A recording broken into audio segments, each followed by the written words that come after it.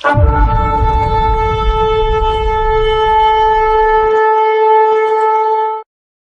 लोग राजाओं की पुस्तक में जो लगभग खत्म होने वाली है, आई बिलीव, सिंसियरली बिलीव कि बहुत ब्लेस्ड बुक थी, मतलब बहुत ब्लेस्ड स्टडीज थी, बहुत ब्लेस्ड सर्मन्स थे, पावरफुल थे।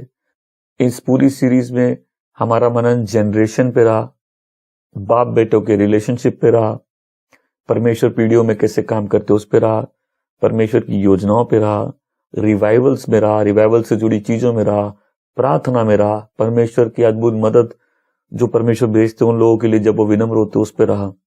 तो बहुत से पहलुओं पे हमने मनन किया।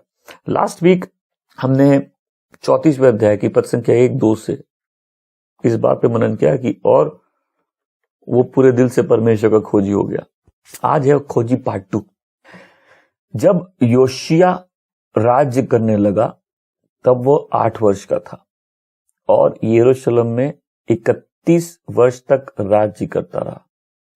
उसने वह किया जो यहोवा की दृष्टि में ठीक है और जिन मार्गों पर उसका मूल पुरुष दाऊद चलता रहा उन्हीं पर वो भी चला करता था और उससे ना तो दाहिने की ओर मुड़ा और ना बाईं ओर। वो लड़का ही था, अर्थात उसको गद्दी पर बैठे हुए 8 वर्ष पूरे भी ना हुए थे कि अपने मूल पुरुष दाऊद के परमेश्वर की खोज करने लगा और 12वें वर्ष में वह ऊंचे स्थानों और अशेरो नामक मूर्ति और खुदी हुई और ढली हुई मूर्तों को दूर करके यहूदा और यरूशलेम को शुद्ध करने लगा। बाल देवताओं और वेदियां उसके सामने तोड़ डाली गई और सूर्य की प्रतिमाएं जो उनके ऊपर ऊंचे पर थी उसने काट डाली और अशोरा नामक और खुदी हुई और ढली हुई मूर्तियों को उसने तोड़कर पीस डाला और उनकी बुकनी उन लोगों की कब्रों पर छितरा दी जो उनकी बलि चढ़ाते थे। उनके पुजारियों की हड्डियां उसने उन्हीं की वेदियों पर जलाई, अतः उसने यहूदा और यरूशलेम को शुद्ध किया। फिर मनश्शे, अप्रेम और शिमोन के वरन नप्तली तक के नगरों के खंडरों में उसने वेदियों को तोड़ डाला और अशोरा नामक और खुदी हुई मूर्तियों को पीसकर बुकनी पर डाला और इजरायलियों के सारे देश की सूर्य की प्रतिमाओं को काटकर यरूशलेम में लौट गया।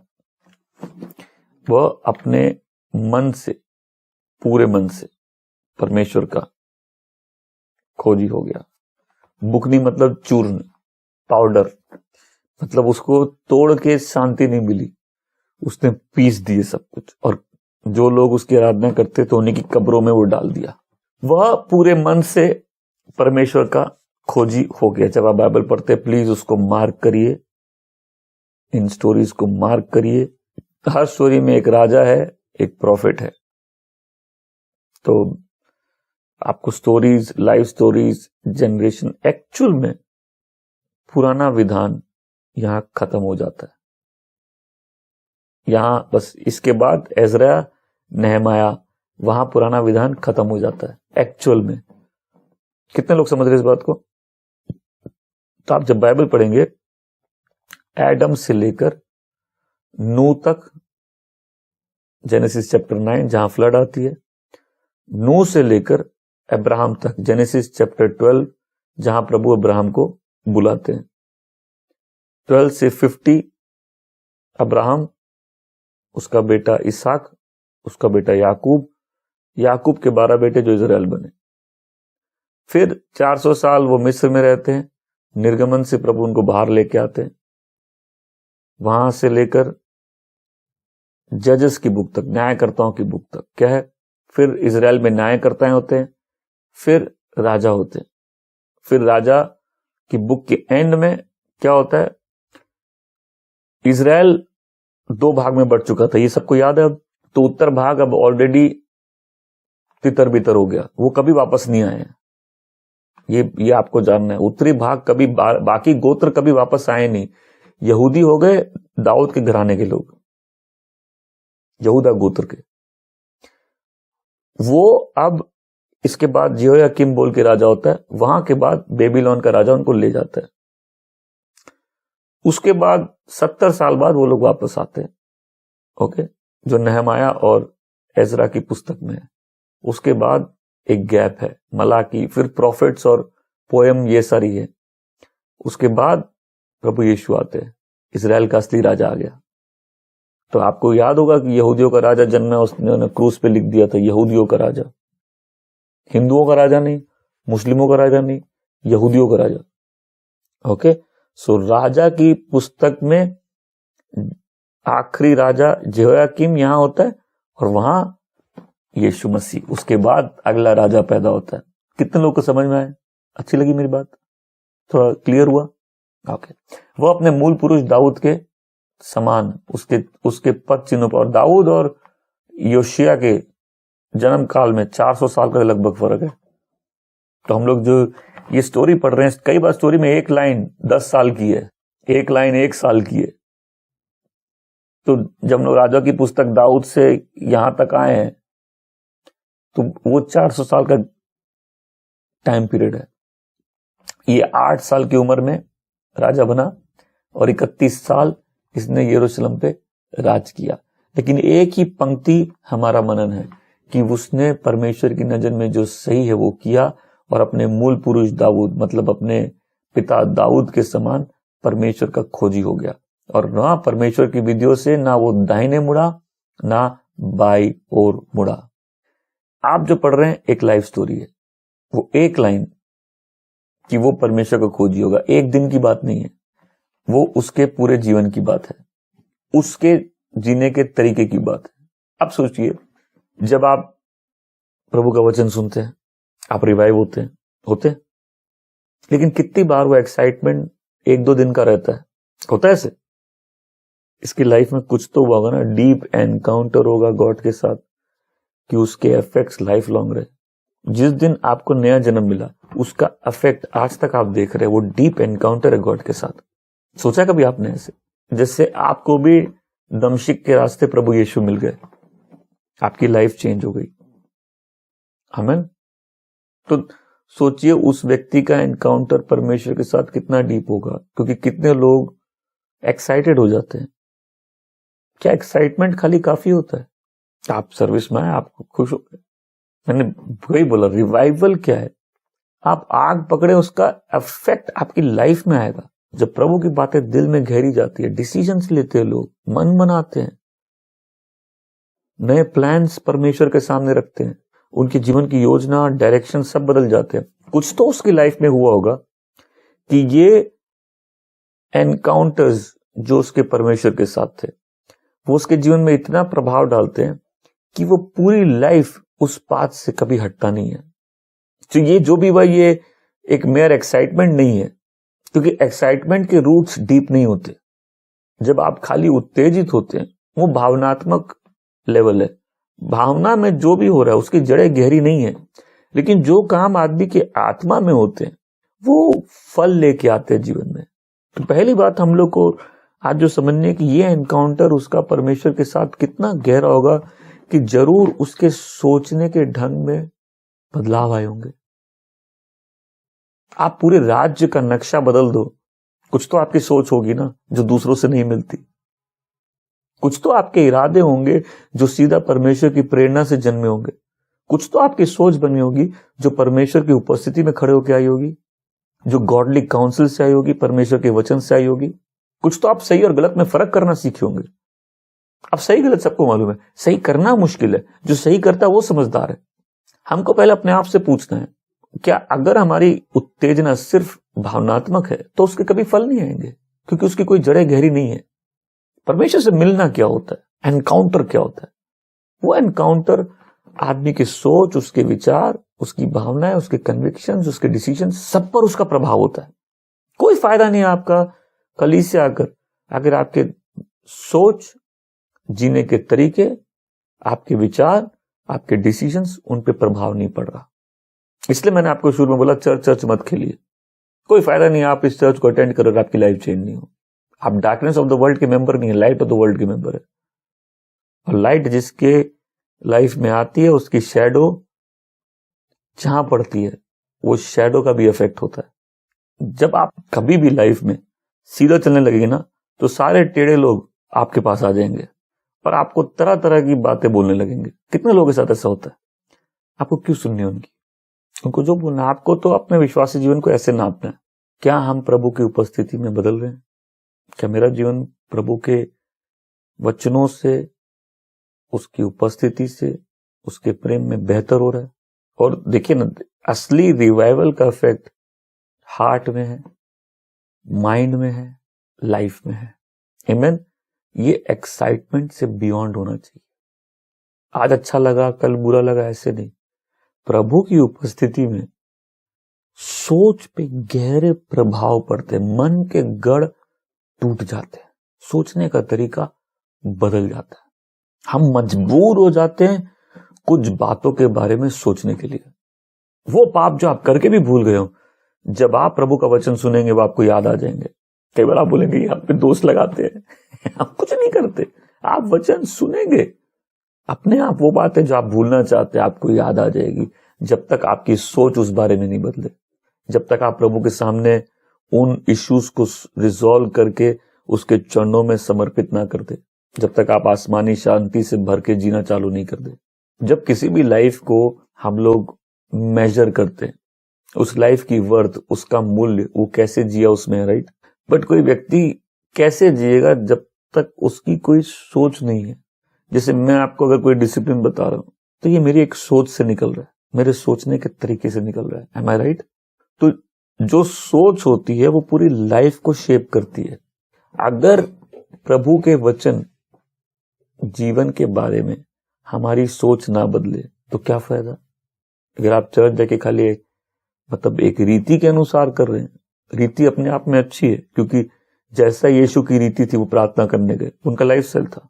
और जीसस पूरी रात प्रेयर भी किए, अर्ली मॉर्निंग भी किए, राइट। तो आपसे सवाल है, क्या आपकी सोच प्रभु की उपस्थिति, उसके वचन, इन सहभागिताओं से आराधना में बदल रही है?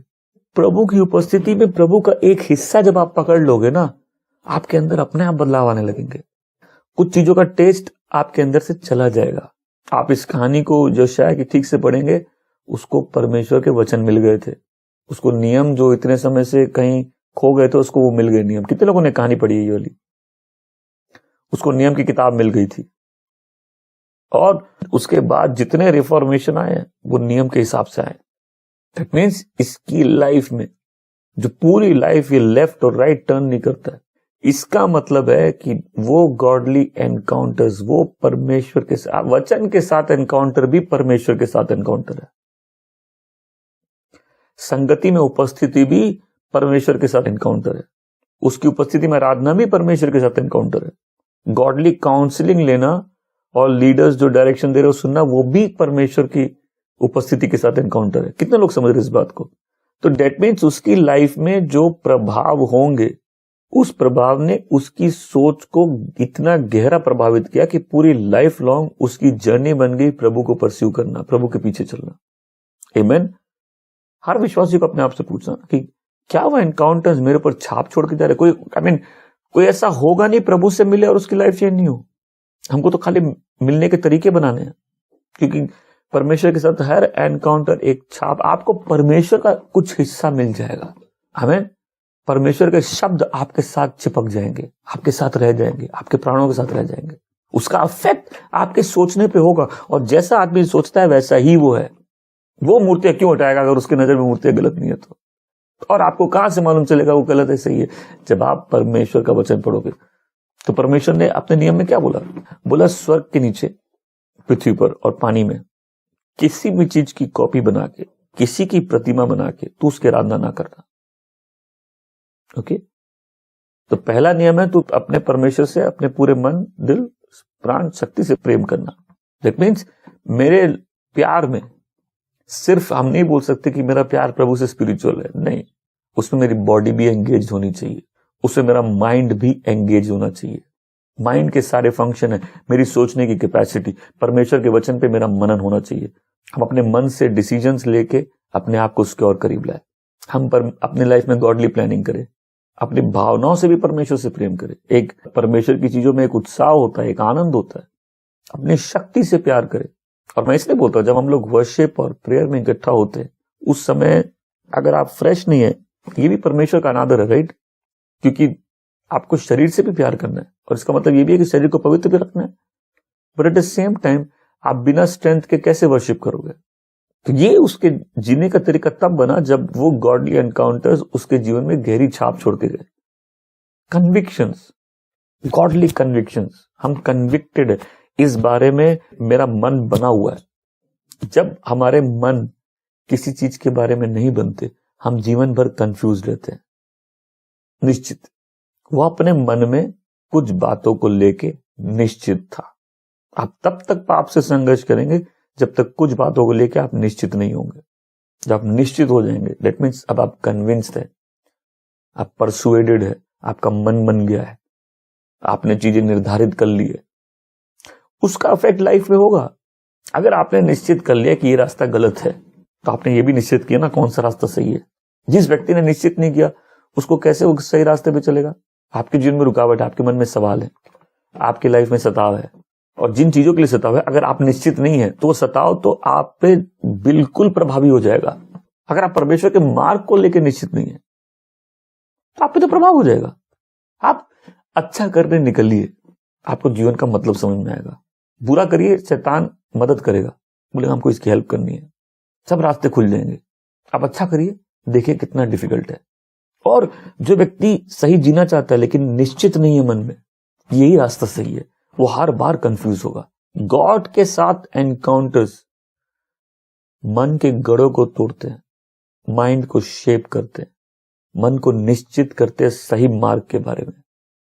संकीर्ण मार्ग में थोड़े लोग चल रहे हैं। अगर आपको अकेलेपन से डर है, आप संकीर्ण मार्ग में नहीं चलेंगे। लेकिन जब तकलीफ आएगी, आप प्रभु की उपस्थिति में बैठ के सोचेंगे, उसके वचनों को पढ़ेंगे, आप बोलेंगे यही रास्ता सही है। ये कॉस्टली मार्ग है, ये रोड कॉस्टली है, यहां चलना कॉस्टली है, लेकिन हमको इसी पे चलना है, यही सही रास्ता है। फिर इजी लाइफ से ज्यादा इंपॉर्टेंट हो जाएगा गॉडली लाइफ, हैप्पीनेस से ज्यादा इंपॉर्टेंट हो जाएगी होलीनेस, खुश रहने से ज्यादा इंपॉर्टेंट हो जाएगा हम पवित्र जिए। क्योंकि हम जब अशुद्ध जिएंगे, हमारी खुशी चली जाएगी, हमारा आनंद चला जाएगा। ये भी चिन्ह है ना कि हम प्रभु के लोग हैं, हमें उसका आत्मा वास करता है। गलत रह के हमारे मनों और आत्मा में शांति रहेगी नहीं, हम दोष का अनुभव करेंगे। लेकिन अगर आप निश्चित ही नहीं हुए, निश्चित कैसे होंगे? कन्विंस नहीं है। जब कोई व्यक्ति सही और गलत मार्ग में स्ट्रगल कर रहा है, तो अल्टीमेटली कन्विक्शंस होते हैं ना। आज जैसे मैंने इतनी अच्छी बात बोली, इस चर्च का ये कल्चर है। कोई फैमिली बिना कल्चर के होती है? अब जो बच्चे बोले हमको ये कल्चर पसंद नहीं है, जी लो अपने हिसाब से, नाच का तरीका है वो। जब कुछ परिवार में कोई चीज होगी ना, लोग बोलेंगे हम लोग यहाँ ऐसा नहीं होता। क्या बोलेंगे? सब तो ऐसा करते हैं। बोले बेटा, सब जैसे भी करते, यहाँ ऐसे नहीं होता है। जिस फैमिली में हस्बैंड वाइफ यूनाइटेड नहीं है, कोई कल्चर नहीं है घर का। जिस घर में लीडरशिप नहीं है, कोई कल्चर नहीं है घर का। बाइबल में लिखा है कि और उन दिनों इस्राएल में कोई राजा नहीं था और कोई लीडरशिप नहीं थी, जिसका जैसा मन आता था वैसा जीता था। कल्चर डेवलप किया जाता है, कल्चर फॉलो किया जाता है, कल्चर जनरेशन को हैंड ओवर किया जाता है। आमीन। जब हमको नया जन्म मिला है, तो ये एक सुपरनैचुरल चीज हुई है कि परमेश्वर ने आपको अंधकार के जगत से उठा के अपने बेटे के राज्य में रख दिया है। और आपको मालूम नहीं कब उठा के रखे आपको, वो एक इंस्टेंस में हुआ है कि आपका घर बदल गया। आमीन। आप इंस्टेंटली परमेश्वर के घर के मेंबर हो गए, परमेश्वर के बेटे और बेटी हो गए, इंस्टेंटली। आमीन। तो जब बेटे बेटी हो गए, तो घर का कल्चर, हम जिस घर के उस घर का कल्चर तो सीखना होगा। आमीन। अब देखिए, आज के टाइम चर्च मेंबरशिप क्या है? हम जाएंगे, हमको कुछ मत बोलो। तुमसे कुछ ना क्यों बोले भाई, तुम ही से बोलेंगे। बिकॉज हम एफिलिएशन चाहते हैं, हम एसोसिएशन चाहते हैं, हम डिसिप्लिन और उसका अफेक्ट नहीं चाहते। वो हम डिसाइड करेंगे हमको क्या रखना है, हमको क्या नहीं रखना है, राइट? और ये तो आज की रेबेलियस जनरेशन का साइन है ना, कि हमको सारे उसके जो पॉजिटिव चीजें हैं, ब्लेसिंग्स चाहिए, लेकिन बदले में हम कुछ देने के लिए तैयार नहीं है। कोई रिलेशनशिप हो जहां कोई बोले भाई हमको तुमसे सब चाहिए, लेकिन हम कमिटमेंट देने के लिए तैयार नहीं। कोई रिलेशनशिप चल सकती है? खतरनाक है ना वो, क्योंकि रिलेशनशिप के बेनिफिट्स चाहिए। ठीक है, आपको किसी से प्यार है, शादी कर लीजिए। बिना शादी के आप बेनिफिट्स कैसे ले सकते हैं? आपको कोई पसंद है, शादी कर लीजिए। वो तो बड़े नेक काम है, आप उसके बिना बेनिफिट्स कैसे ले सकते हैं? क्योंकि सब बोल नहीं सकते ना हमको बेनिफिट चाहिए, लेकिन हमको कमिटमेंट नहीं चाहिए। तो एक सुपर नेचुरल वर्क हुआ परमेश्वर का कि जब हमको नया जन्म मिला, परमेश्वर ने हमको उठा के, और इसका साइन है, अभी कोई है जो प्रभु में बहुत नया है, अगर आपने अभी बैप्टिज्म लिया है, इसका साइन है, आपको बुरा करके शांति नहीं मिलेगी। ये प्रभु और अभागा कर देते हम लोग को, भागा नहीं अभागा, कि बुरा करके अब शांति नहीं है, मन की कर रहे हैं लेकिन शांति नहीं है, तो सही करने लग जाओ। उसके लिए तो डिसिप्लिन चाहिए, एम आई राइट? उसके लिए तो डिसिप्लिन चाहिए, उसके लिए कल्चर चाहिए, उसके लिए घर के जीने का तरीका समझना। तो अगर आप कन्विंस नहीं है, आपके मन में निश्चित नहीं है, तो तकलीफें तो आपको दबा देंगी, प्रलोभन आपको खींच के ले जाएंगे, सताव आपका मार्ग भटका देंगे। आप कन्विंस नहीं है, आप कन्विंस नहीं है, आपकी राय कोई भी बदल सकता है। इस जीवन में तो बहुत से सवाल उठेंगे, बहुत बार कंफ्यूजन्स आएंगे, बहुत बार माइंड पे अटैक होगा, लेकिन अगर आदमी निश्चित नहीं है, हम खुद के साथ कितने असंख्य बार हो चुका है, ऐसे ऐसे अद्भुत सवाल उठे लाइफ में, लेकिन अगर निश्चित नहीं हो, बिकॉज आदमी को फिर परमेश्वर का मन खोजना पड़ता है, और अपना मन परमेश्वर में खोजना पड़ता है कि नहीं, हम निश्चित है यही सही मार्ग है, हम इस पे चलेंगे, हम कॉस्ट देने के लिए रेडी हैं। किसी को भी सही जगह आगे बढ़ना है और वो कॉस्ट देने के लिए रेडी नहीं है, वो आगे बढ़ पाएगा? अरे बच्चे साइंस लेने से क्यों डरते? कॉस्ट देना पड़ेगा। जो बच्चा आलसी होगा जल्दी से कॉमर्स ले लेगा, ऑब्वियसली तुम कॉस्ट देने के तैयार नहीं हो, उस रोड पे मत चलो, थोड़ी देर बाद तुम वापस अपना बीच उस रास्ते में तुम रोगे कि हम ये क्यों ले लिए। जब माइंड कन्विंस्ड होता है, बॉडी बनाने से अच्छा मन बनाओ। मन कैसे बनते हैं? जब वचन गलत राय को तोड़ दे, गलत सोच को बदल दे। आमीन। हमने वचन सुना, बहुत बड़ा काम किया, ताली बजाओ। उसमें मनन किया ही नहीं, खाली सुन लिया। आपने सुना, ठीक है, लेकिन लाइफ क्या सुना उसमें नहीं है, लाइफ उसमें जो रह गई है, ये बात रह गई दिल में, जो दिल में रह गई उस पर मनन चलता रहा। राइट? पहले हम वैसे सोचते थे, अब हम ऐसे सोचते हैं।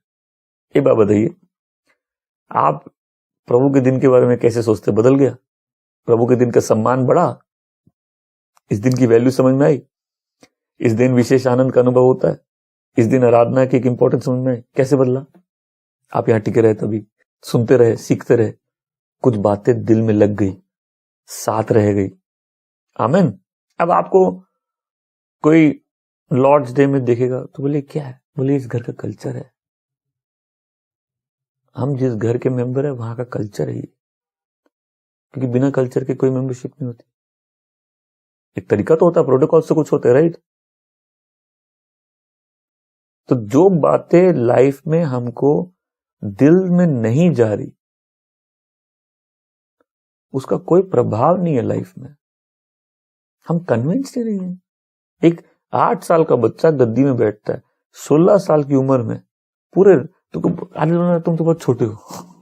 प्रभु बोले, कोई तुमको बोले छोटे हो तो हम तुमको ऑर्डेन किए, हम ऑर्डेन किए। ये उम्र की बात नहीं है। कोई भी जवान व्यक्ति सुन रहा है, उम्र की बात नहीं है ये। तुम अपनी जवानी से प्रभु को परस्यू कर सकते हो।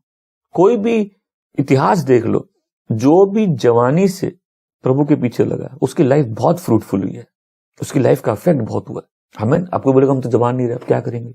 टाइम मशीन है नहीं कोई, आप यहीं से पकड़ लीजिए प्रभु को। कन्विंस्ड, निश्चित।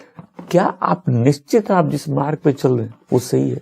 आप कैसे हमेशा प्रभु की खोज में रहेंगे अगर आप कन्विंस ही नहीं है? तो आज अच्छा लगेगा, इस वीक की है, नेक्स्ट वीक अच्छा नहीं लगेगा, नेक्स्ट मंथ मन नहीं करेगा। Day in day out, in the season out of the season. हमारे इस कलीसिया में क्या कहावत है, हमारी क्या कहावत है? ये एक दिन तो भूत भी प्रेयर कर लेगा, एक दिन तो कोई भी अच्छा काम कर लेगा। अरे बाइबल में है ना कि जब यीशु उस व्यक्ति के पास आया जिसके अंदर अशुद्ध आत्मा थी, कब्रों के पास गए तो वो आदमी दौड़ता हुआ आया, तो फिर प्रार्थना वो नहीं किया, भूत प्रार्थना किया था, प्लीज हमको सुगर में भेज दीजिए।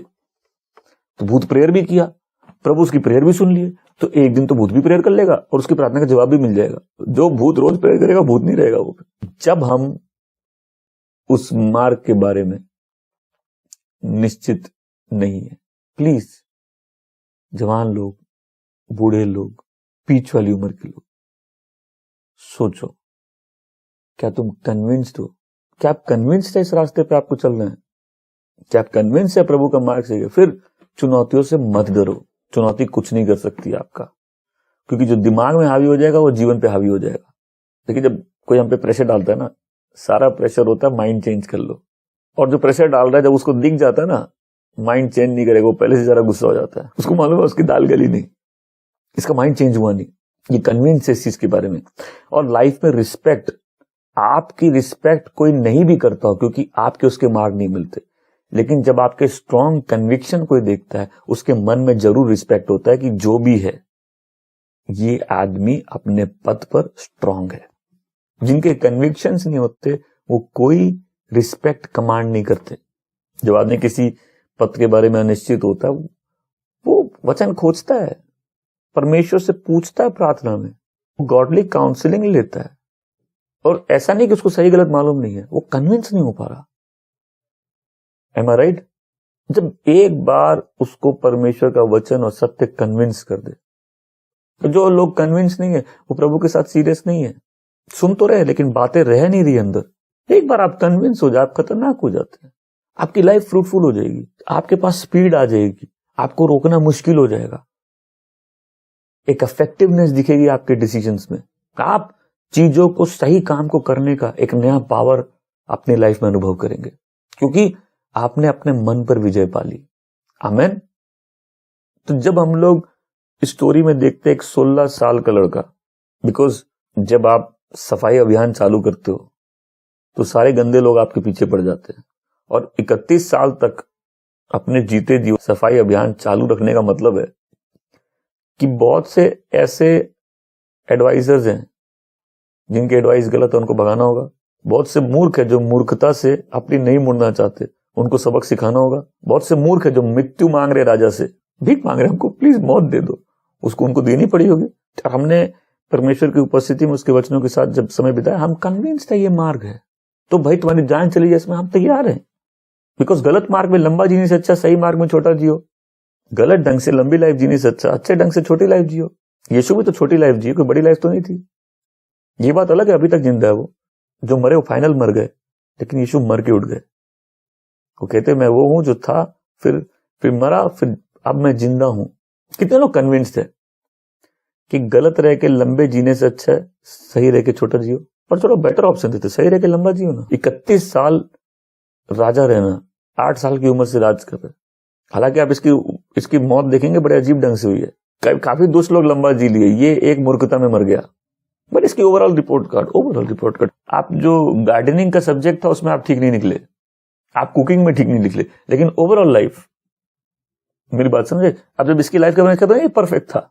जब ओवरऑल रिपोर्ट कार्ड निकलती है, जैसे एक्ट चैप्टर 6 में 11 में बरनाबास के बारे में, 6 में कि जब वो डीकन्स खोज रहे थे, तो डीकन्स की क्वालिफिकेशन क्या थी? बोलते वो आत्मा से भरे हुए थे और वो विश्वास से भरे हुए थे। तो ये रिपोर्ट कार्ड है ना उनकी। तो इस आदमी की रिपोर्ट कार्ड क्या है? वो अपनी पूरी लाइफ परमेश्वर को परस्यू करता है, और उसका इफेक्ट क्या है? हम लोग इफेक्ट पे आएंगे। इफेक्ट क्या है? इफेक्ट क्या है कि जब एक मैन कन्विंस्ड होता है अपने हार्ट में सही मार्ग के बारे में, वो उस मार्ग पे बहुत इफेक्टिवली चलता है। जो निश्चय वाला पार्ट है वही पार्ट है जो गॉडली एनकाउंटर्स में परमेश्वर के, और जब मैं गॉड का एनकाउंटर बोलता हूं तो जरूरी नहीं कि आप दमशिक के रास्ते चलते जीसस को साक्षात देख लेंगे। कई लोग आज वचन सुन रहे, जीसस की आवाज सुन रहे, ये भी गॉड का एनकाउंटर है। कई लोग गॉडली लीडरशिप देखें, जीसस को देखें। कई लोग प्रभु का वचन पढ़ें, जीसस को आप वर्शिप में जीसस को एक्सपीरियंस कर रहे हैं। कन्विक्शन पार्ट, निश्चय वाला पार्ट लाइफ में सबसे इंपॉर्टेंट हो जाता है।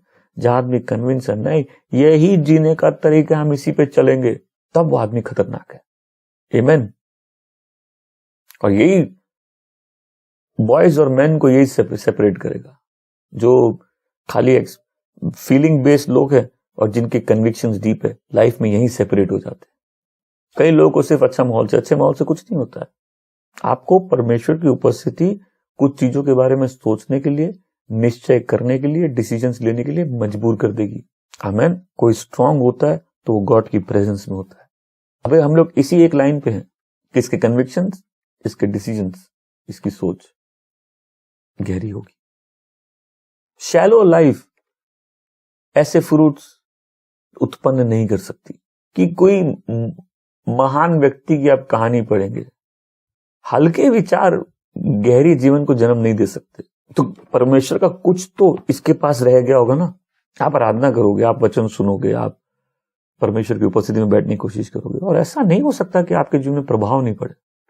एक आदमी के लाइफ में लॉन्ग लास्टिंग इफेक्ट होता है जब वो परमेश्वर की उपस्थिति में रहता है। तो आमीन। मैं चाहता हूं सोचिए, सिर्फ आपका एक एनकाउंटर नए जन्म का, उसका इफेक्ट आज तक आप देख रहे, आप जिस रास्ते में है उस एनकाउंटर के कारण है। आमीन। और उसके बाद जितने एनकाउंटर हुए वो हर कुछ लाइफ में एक छाप छोड़ के जाता है। एनकाउंटर्स रिजल्ट प्रोड्यूस करेंगे। आप गलत लोगों से एनकाउंटर करोगे, उसका रिजल्ट होगा। आप प्रभु की उपस्थिति में रहोगे, उसका रिजल्ट होगा। पॉइंट है, आपके पास क्या फॉर्मूला है जीवन बदलने का? चुपचाप बैठो और सुनो। हम इतने कन्विंस्ड है कि लोगों से इतनी बात करने की जरूरत नहीं। हाँ, किसी को कोई रुकावट हो, सवाल हो, अच्छी बात है, लेकिन इतना कन्विंस है कि कोई काउंसलिंग चेंज नहीं कर सकती। गॉड के वर्ड में पावर है कि जो बैठ के सुनेगा कुछ चीजें उसके साथ रह जाएंगी। तो इस मिनिस्ट्री में सारा फोकस वचन पे और शिक्षाओं पे क्यों है? आप हफ्ते भर बैठ के 2-3 बार लोगों को सिखाने पे क्यों है? क्योंकि यही बातें रह जाएंगी। परमेश्वर का वचन ही जो दिल में घर कर सकता है। वही 2 धारी तलवार है जो मन, प्राण, आत्मा को अलग करके मन के छिपे विचारों को बाहर ला सकता है। वही वचन है जो मन के गढ़ों को तोड़ सकता है, आदमी की सोच बदल सकता है। आमीन। वचन के सुनने से ही आदमी का विश्वास बढ़ता है। वचन में लिखा है, शुरुआत में प्रज्ञा टेढ़े मेढ़े मार्ग पे ले जाती है। सिराक की किताब में, जो कैथोलिक बाइबल में कुछ बुक्स एक्स्ट्रा है, उसमें बहुत पावरफुल लाइन है। शुरुआत पे प्रज्ञा, समझदारी टेढ़े मेढ़े मार्ग पे लेके जाती है। आप सही जीना चालू करो, आपकी टेस्टिंग तो होनी है। और परमेश्वर क्या करते हैं? परमेश्वर इस टेढ़े मेढ़े मार्ग में आदमी को और स्ट्रॉन्ग कर देते हैं। बिकॉज आप बोले चलो हम ये काम करेंगे, ये सही है, आप करने लगे। 10 लोग जब आपको चैलेंज करने लग जाए, आप पे सवाल उठाने लग जाए, आपको रोकने लग जाए, आप मजबूर होगे कि नहीं उस बारे में सोचने के लिए? आप उसके सारे पहलुओं को देखोगे, फिर बोले नहीं, अब हम मन बना लिया, अब तो हम करेंगे। तो टेढ़े मेढ़े मार्ग से आपका मार्ग सीधा हो जाएगा, क्योंकि आपने उस वचन के साथ, उस सत्य के साथ बैठ के समय बिताया। आप सही चलने लगो, तकलीफें आएंगी, लोग खड़े हो जाएंगे, सामर्थ्य खड़े हो जाएंगे, आपकी सोच आपको तंग करेगी। बट जब परमेश्वर का प्रभाव आपके ऊपर होगा, जब रोशनी आपके ऊपर गिरेगी, आपकी परछाई भी जहां गिरेगी, वहां लोगों की लाइफ में इफेक्ट पड़ेगा। अगर रोशनी आपके ऊपर है तो। आमीन। किसी मैन का पावर देखना, उसकी लाइफ का इफेक्ट देखो। इस ग्रेट लाइफ का इफेक्ट क्या है कि इसके ऊपर जो रोशनी पड़ रही थी, इसकी परछाई भी पावरफुल बन गई। और परछाई बोला, परछाई समझिए, देश का राजा अगर रोशनी में है तो उसकी छाया पूरे देश को बदल सकती है। तो छाया हो गई आपके इन्फ्लुएंस का दायरा। अगर एक स्कूल टीचर प्रभु का बेटा है या बेटी है, सारे बच्चों पर उसका इफेक्ट होगा। अगर एक माँ गॉडली माँ है, बच्चों पर उसका इफेक्ट होगा। अगर एक बाप गॉडली बाप है, बच्चों पर उसका इफेक्ट होगा। कोई सुनना मेरी बात को? कहीं भी लीडरशिप, कहीं भी पावर मिला है, आदमी का इन्फ्लुएंस उस दूसरे जीवन को प्रभावित करेगा, क्योंकि वो अपने आप एक इन्फ्लुएंस में है। फिर हर आदमी लाइफ में मतलब खोजता है ना, खोजता, राइट? मतलब होता ना। प्रभु ने, परमेश्वर हर जन को दायरा देते हैं, ये तुम्हारा दायरा है। तो आप बोले हमको दुनिया को प्रभावित करना, छोड़ दो, पहले अपने दायरे को करो।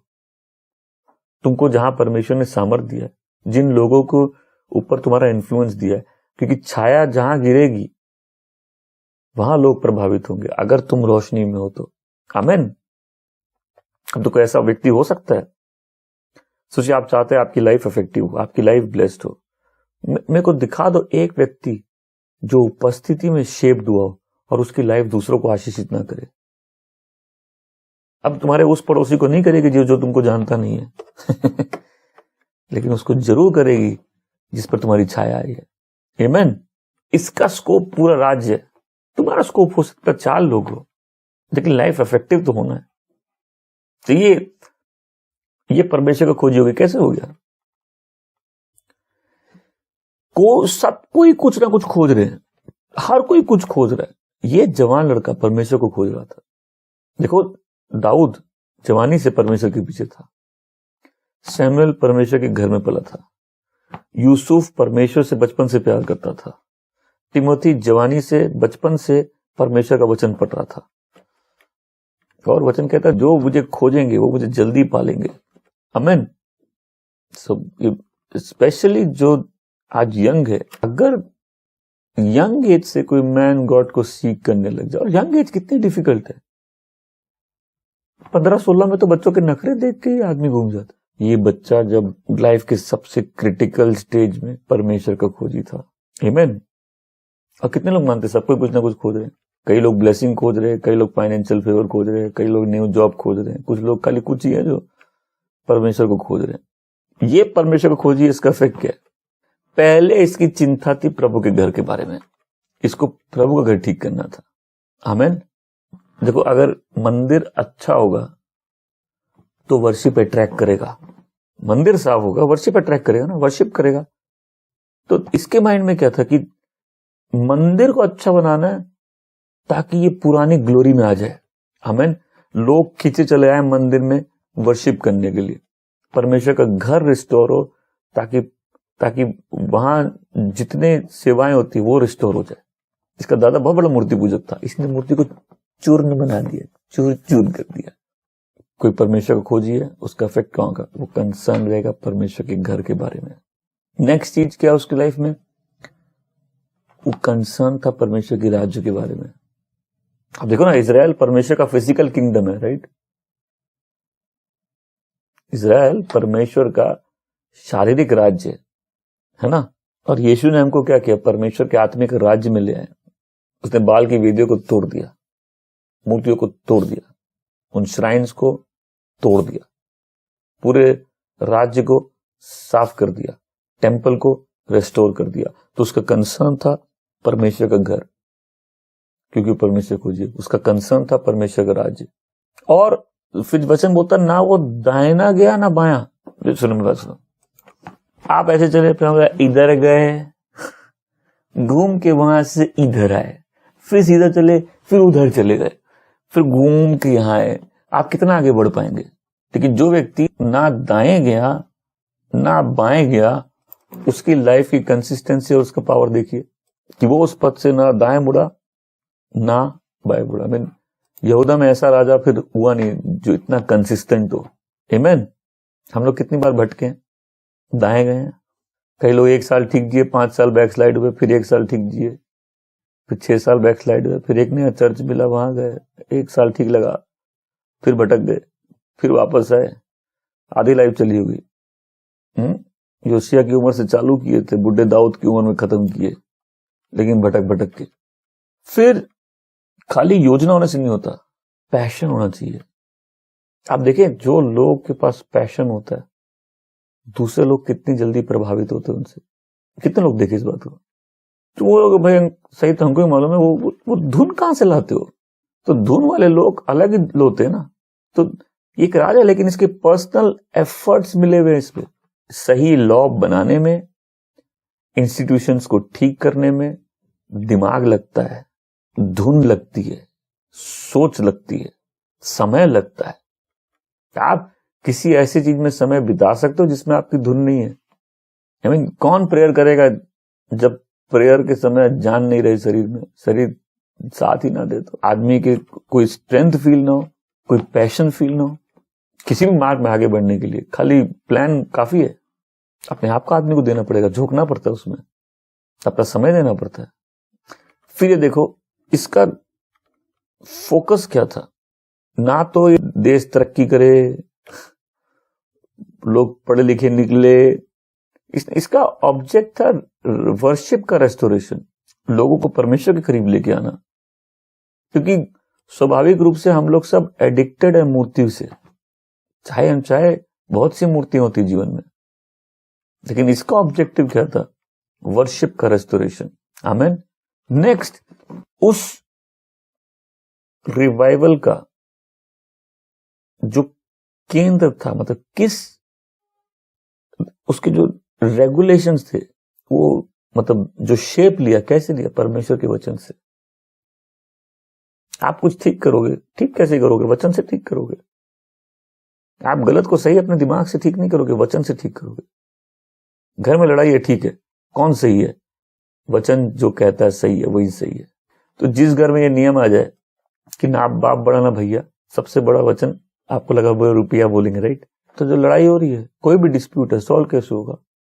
जो प्रभु बोल रहे उस पर। सो ये रिवाइवल बैक था वर्ड के द्वारा, क्योंकि वो किताब, परमेश्वर के वचन, उस पर भारी थे दुनिया की सोच से और दुनिया की किसी और किताब से। किसी को भी लाइफ में रिवाइवल चाहिए, गॉड के वर्ड से आएगा। किसी को भी लाइफ में चेंज चाहिए, आप प्रेयर भी नहीं कर सकते अगर वर्ड आपके अंदर नहीं है। तो कितने लोग देखे वेडनेसडे जब आप वर्ड सुनते हो, प्रेयर कितना इजी हो जाता है, क्योंकि ऑलरेडी वर्ड है हार्ट में, जिसके डायरेक्शन से हम लोग प्रेयर कर सकते हैं।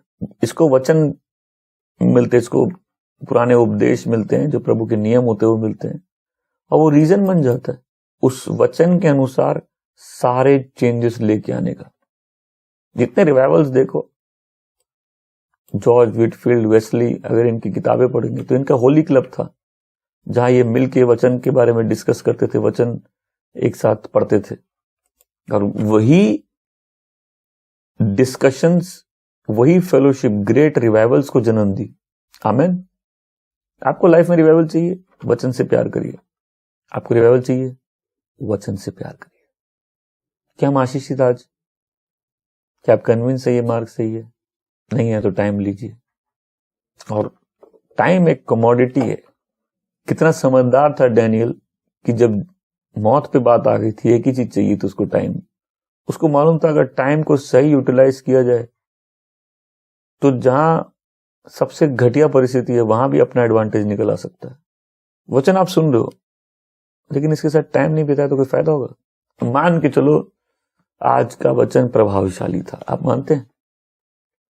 क्योंकि एक सन्नाटा तो छा गया पूरी कांग्रेगेशन में, और सब गहरे मनन पे चले गए हैं, है ना? लेकिन ये अगर थोड़ी देर का है, थोड़ी देर में खाने पीने और शादियों में लग जाएंगे हम लोग, जैसे मूसा उतरा था वो लोग सब ऐसे ही लग गए थे, तो फिर तो वचन गहरा नहीं गया ना, और जो चीज गहरी नहीं गई वो फल नहीं लेके आएगी। जब आप ये वचन सर्विस के बाद आपके साथ रहेगा तो ये किसी दिशा में आपको लेके जाएगा। आप सोचते मजबूर हो गए कि भाई हम किस चीज के बारे में निश्चित नहीं है। बहुत सी चीजों के आंसर्स आज ही मिल सकते हैं, राइट?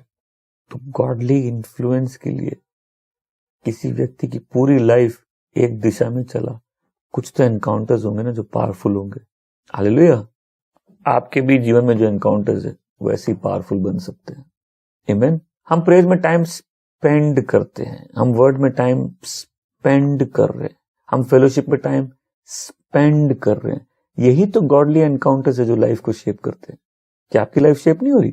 क्या आप कन्विंस नहीं हो रहे? तो आज दो काम करने हम लोग को।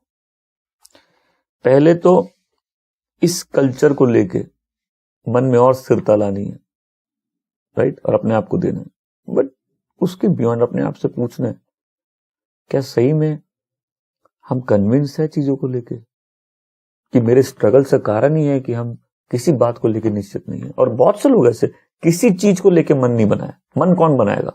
मन आप ही बनाओगे, आपके बदले कोई नहीं बनाएगा। वो काम जो पेंडिंग पड़ा आपको करना है कि नहीं, मन कौन बनाएगा? देखो क्या होता है ना, मैथ्स क्यों नहीं पसंद कुछ बच्चों को, जैसे बचपन में हमको नहीं थी,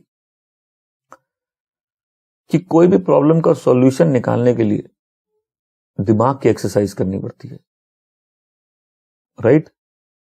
और क्या होता है, जब कोई चीज से हम लोग बचना चाहते हैं, हम लोग उसके बारे में सोचना नहीं चाहते, होता है ऐसे, तो आदमी माइंड डिस्ट्रैक्ट करने की कोशिश करता है कि चलो ये काम कर ले, वो काम कर ले। लेकिन क्या ना, कुछ लोगों का फॉर्मूला अपने आप को बिजी रखो ताकि उस बारे में सोचना नहीं पड़े। लेकिन सही फॉर्मूला उस बारे में सोचो और अपना मन बनाओ, ताकि माइंड डिस्ट्रैक्ट करके नहीं, मन बने रहने से लाइफ ठीक चले। एक ही लाइन है हम लोग के पास, वो लाइन क्या है? अब हम लोग उस लाइन को एक बार फिर से पढ़ेंगे। योशिया ने वही किया जो उचित था। उसने वही किया जो यहोवा उससे करवाना चाहता था, और अपने पूर्वज दाऊद की तरह अच्छे काम किए। योशिया उचित काम करने से नहीं हटा। जब वो लड़का ही था, अर्थात गद्दी पर बैठे हुए 8 वर्ष ही पूरे ना हुए थे, कि उसने अपने मूल पुरुष दाऊद के समान परमेश्वर की खोज करने में लगा। वो परमेश्वर की खोज करने में लगा। आमीन। आज हम लोग इस वचन को सुने और फोकस क्या था कि गॉडली एनकाउंटर्स का पावर क्या लाइफ पे। आमीन। एक कन्विंस माइंड, एक कन्विंस्ड सोच, एक फ्रूटफुल लाइफ।